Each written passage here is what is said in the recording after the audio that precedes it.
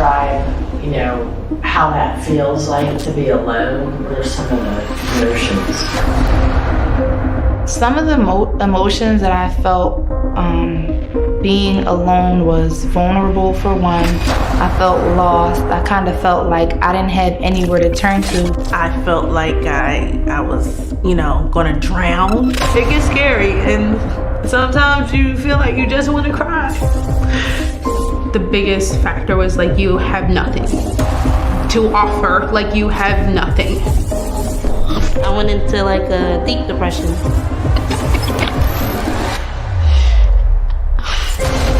You get depressed, your thoughts start going towards the wrong direction.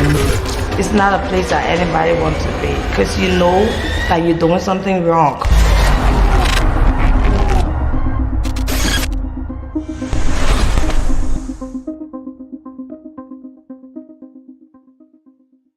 This problem of abortion can be solved one woman at a time, one baby at a time, one financial gift at a time. The reality is that we need you.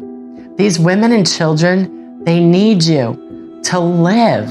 It is a matter of life and death. It is a very serious matter. It is a big problem in our world today, in our families, in our communities, is the ending of a life because a woman is alone, because a woman doesn't have good information, because a woman does not have any family in her life.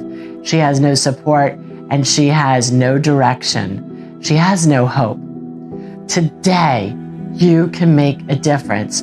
You can make a step to help solve this problem and resolve it with your financial gift.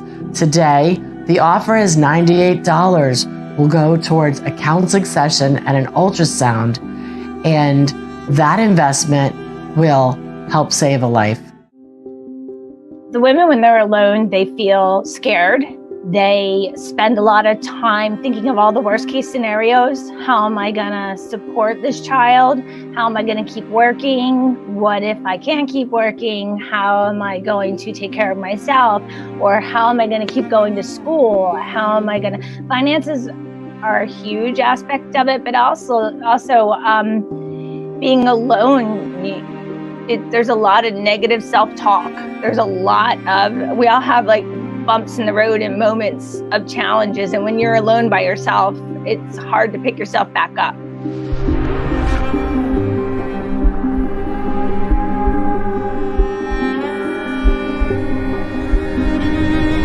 I'm blown away by how alone that they feel. In reality, none of us are ever alone, but these women truly feel like they are completely isolated. A lot of the women that come to us, they have no hope.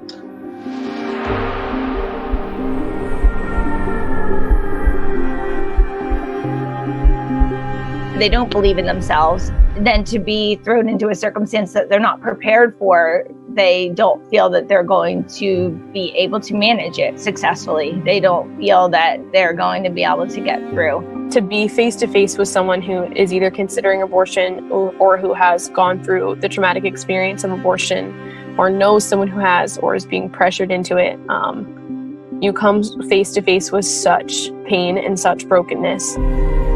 I feel kind of guilty that abortion even crossed my mind. I mean, that guilt gonna be running in your mind that you had a child and you just got rid of it like that. My one goal was to just get the abortion and just erase it out of my life. I would never would have thought about it again. I wanted to terminate my pregnancy because I didn't want my daughter to grow up without her dad. I didn't have that support from not only family, but I don't really have that many friends either. My mom, my sisters, they was encouraging me to get an abortion. I didn't have my family behind me. He just told me, if you keep this baby, you're on your own. I was not working, I couldn't afford to pay my bills, and the father was not working too. I was living off welfare. The money I was receiving from them, it wasn't enough. How would I be able to take care of the child? Who would help me? I didn't know whether I was ready to have a baby. Never took any pictures while I'm pregnant with him. And I was like, I can't bring another baby in this war that I can't take care of. So right there, my mind went to abortion.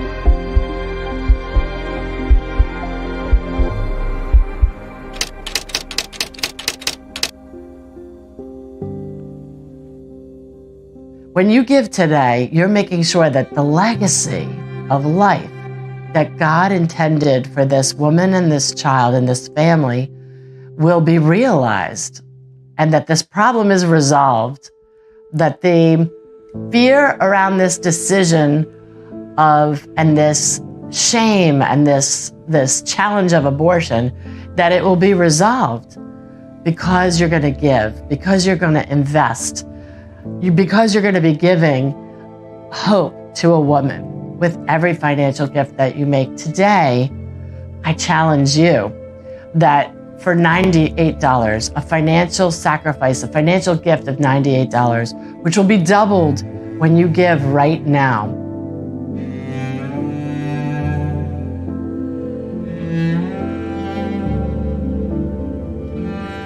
The biggest issue when it comes to women seeking an abortion is just the utter lack of information at actual abortion clinics. Women sign an informed consent form, but are they actually understanding what's going to be happening to their bodies? Are they going to understand the side effects? Are they going to understand the emotional experience that an abortion is going to entail? A lot of these women come in and they don't understand the reality of abortion. They don't understand fetal development. They don't understand that the life within them has a heartbeat. When they don't get that ultrasound, they don't see the big picture. And the big picture is the baby. They should know exactly what is involved physically, emotionally, mentally, not a 5-minute general information session done over the phone on a conference call or a video plopped in to sit by yourself. This is not true to what each individual person is going through and what their circumstances could or couldn't be. Because they feel like since abortion is their only option, that's the only option they're going to explore. But then they get to learn more about the resources and the different support we can provide. And they come to us and we're able to show them the truth of what's really happening. You know, a lot of these women have no idea what their baby looks like at 6 weeks. Well, with the ultrasound, it basically is confirmation. They get to see, they get to hear, baby's movement, the baby's heartbeat. Some people don't believe that there's a heartbeat like at 5 and 6 weeks, and they're just so amazed that, you can hear that.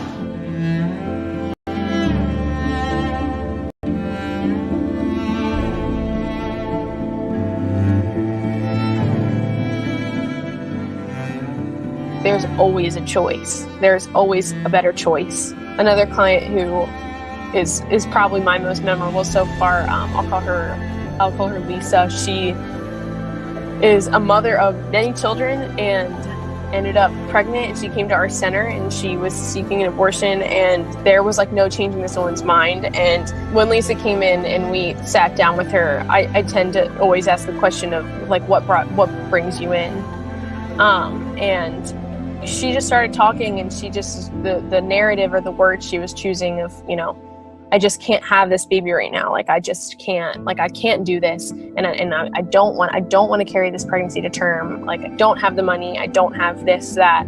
Naming all of these things that are sort of just temporary things. And one thing that really did impact me with Lisa was her saying, I don't want to kill my baby, but I don't think I have a choice.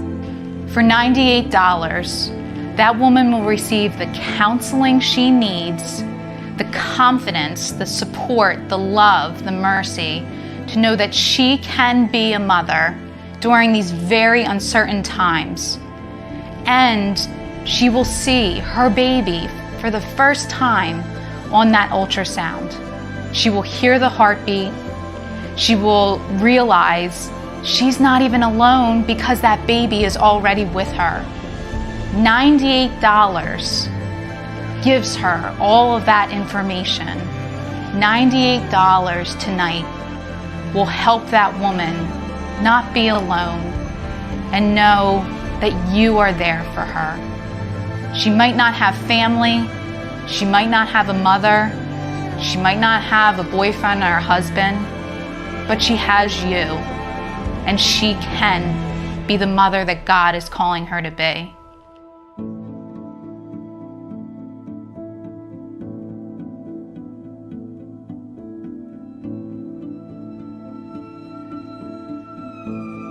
One thing is to give them the moral talk, right? And tell them what they can't do. But it's also about helping them see what they can do. And then to walk with them in what they can do. And to give them the assurance, and that's mercy, right? Give them the assurance that not only am I going to show you what you can do, I'm going to help you to arrive at that. And that's what Legacy of Life does, by connecting them with resources and families and agencies and support systems so that child could have a chance. We had a client who was a struggling single mom. She considered terminating the first pregnancy, came back to us with the second pregnancy, going to school, father trying to support as best as he could. They're not together. She's living on her own, doing the best she can, trying to get these classes under her belt so she can get a career going, and really, really, really struggling. And just so depressed and so anxiety ridden and not sure what to do with this pregnancy. And she's telling me her story, and I'm just in awe. And I say to her, I'm like, my gosh, you must be so proud of yourself. And she just stared at me, and she goes, why? And I'm like, you have a 2-year-old at home. You're working a full-time job. You're going to classes at night. Like, you're doing everything you can. Like, that's amazing. She's like a straight A student. And I was like, that is incredible. I'm like, that's amazing what you're doing. And she started to cry, and she said, I have never in my lifetime heard be proud of yourself or I'm proud of you. And I never thought of it that way. She said she looked at her situation like she was a loser because she was the single mom living in low-income housing and she didn't have a degree yet. And like, she looked at it totally the opposite from what I saw it. And to her, she kept saying, I felt like a loser my whole life. I feel like such a loser. There's nothing worse than not having options and feeling that there's only one thing, right? And sometimes the women that you work with and encounter you and you encounter them find themselves in a situation that they didn't want to be in or imagine that they would be in, and they think that there's only one way out. And you show them that no, there actually is other ways that are more life-giving, that are more hopeful. That in and of itself is hope. Hope. It's just the hope of a better life, of, if they're in some kind of bad situation, it's the hope of getting out of that situation and being happy and living a happy and fulfilled life. And if you're in a bad relationship, you can get out of that. There's hope. If you don't have a job, there's hope. If you are depressed, there's hope. I think that we live in a very hopeless world at times, especially right now. And it's just so crucial to be that reminder to anyone, but especially a woman with another life inside her.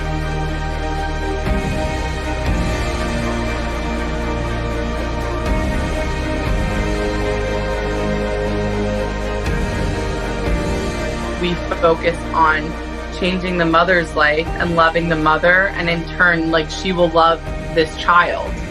It doesn't just start with her having the baby. It's like, what are you going through? And like, what are your needs emotionally? We're able to respect them and build that dignity back inside them and show them their worth. And that's even just through like looking at them in the eyes. That we might be the first person to make eye contact with them in their journey of this unplanned pregnancy.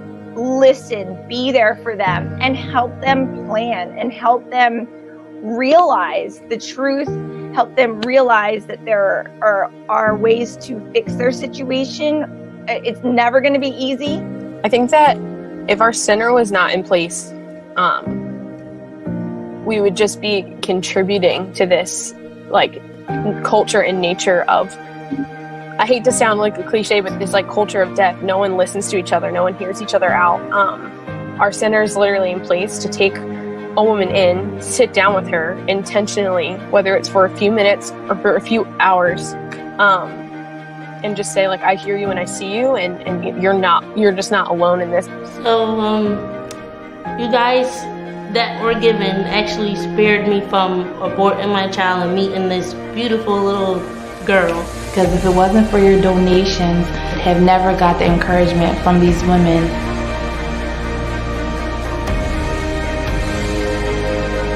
I just wanted to take a moment as an investor and a donor to the Legacy of Life Foundation to say thank you. Thank you for joining with me and joining with the team that God has chosen to be instruments of the salvation of babies. Ladies and gentlemen, there's nothing more important to me than investing in a life, and to invest in the life of the mother to save her child, and for the child that this baby can come into this world to be the next lawyer, the next doctor, the next president. This is our call. It gets no better than that. So with all of my heart, as a fellow donor and investor, I want to say thank you for joining with me. I encourage you, educate your children about this foundation and encourage them to be givers and volunteers. Educate your friends, the businesses you're associated with, everyone you can about the reality that this organization stands as the pillar of truth, hope, and opportunity for these women who are going to have their babies aborted at Planned Parenthood, that it gives them an opportunity to say yes to life and no to the whispers of the enemy of our soul. May God bless you. Let's see what we can do to save more lives, to save more babies. God bless. When you give, children live. When you give, a woman chooses life instead of abortion at an abortion clinic. When you choose life, you are standing in the crossroads that a woman then takes a different direction. She takes a different path. And your gift, and you walk alongside of her, and you're showing a woman that there is a different way. You change the trajectory. You change the course of history.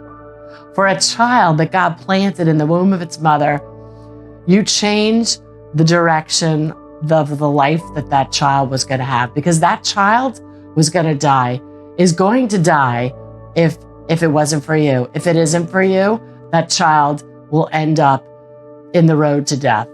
But because of you today, right now, and today, when you give $98 or more, if you can give more, it will be doubled even more. You are giving the direction to a woman towards the good, towards life, towards hope, towards joy, towards a love that she never knew was possible because of you. That's the kind of difference you can make. That's what you can do right now.